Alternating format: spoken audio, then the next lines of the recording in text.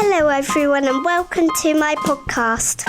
You're listening to Seraphina Speaks Little Girl Big Questions, the show that delivers you my take on topics that are important.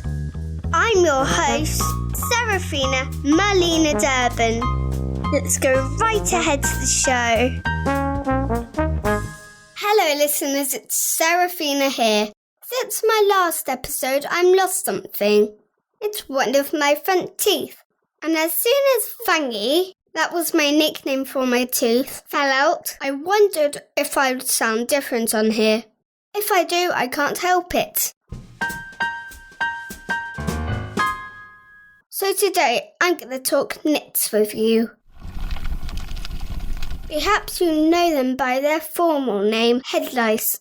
In fact, nits are the eggs of head lice. Whatever you call them, we all know they're a big nuisance.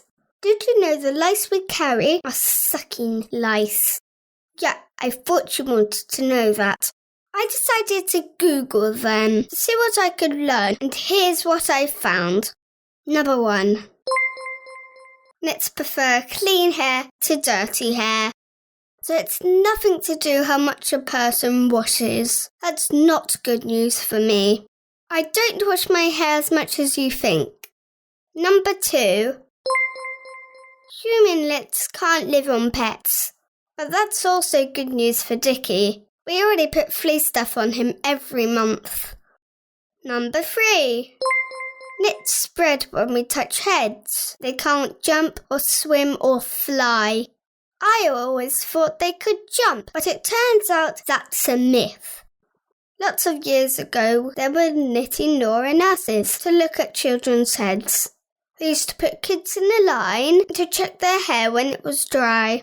The only problem is that the best way to find lice is to comb through wet hair with a very, very, very fine toothed comb. When the nits get wet, they close their breathing holes and can't move, which is the best time to comb them out. If the hair isn't wet enough, they run from one side of the head to the other, and they move really quickly. Listeners, I'm starting to itch my head about talking about nits. The average head has about 20 lice on it. Lice live for 30 days, and the mummy lice lay between 5 or 10 nits a day. Did you know that it's this many, listeners? Easy to work out if they're left. Before we know it, we'll have hundreds and even thousands on our heads. Ugh. Those facts haven't made me feel better about nits, and I'm sorry about that. Oh, listeners, I better be honest with you. I've had nits a few times in my life. I remember feeling itchy behind my ears and at the back of my head. Nits are irritating but not painful. I wonder what my mummy thinks about nits. Let's ask her. Mummy, what's it like getting rid of nits? Seraphina, getting rid of nits isn't a fun job. It takes a lot of time and patience. In fact, when anybody even talks about nits, I begin to panic. My oldest sister, Harriet, is joining me today to share her experience with nits. When I was at school, I had nits all the time. They seemed to find my head really tasty. The silliest thing I did was not tell Mummy when my head felt itchy, which meant they had time to multiply. Harriet, you probably don't know that nits prefer sweet blood and don't like testosterone, which is a hormone that boys have lots of. Seriously, that's a hard word to say. And for goodness sake, why did they like girls more than boys?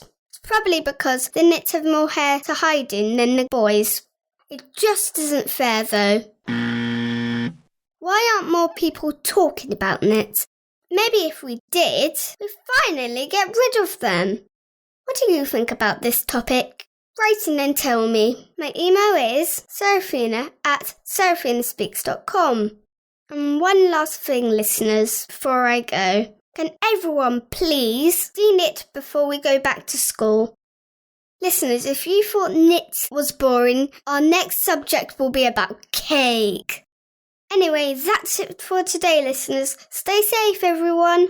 Bye, lots of love. Wow, I hope you enjoyed the show, everybody.